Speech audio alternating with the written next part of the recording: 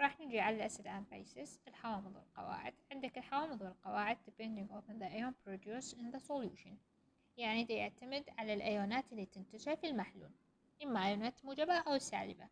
على هالأساس أني أقدر أصنفها إلى الحامضية والقاعدية.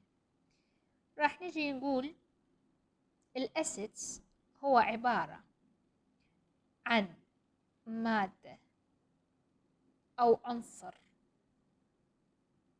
يعطيني الأيون الموجب للهيدروجين، يعني H موجبة، من يتفاعل لي وينطيني وينتج لي يحرر لي H موجبة، أعرف بأنه هذا السبستانس هو حامضي وليست قاعدي.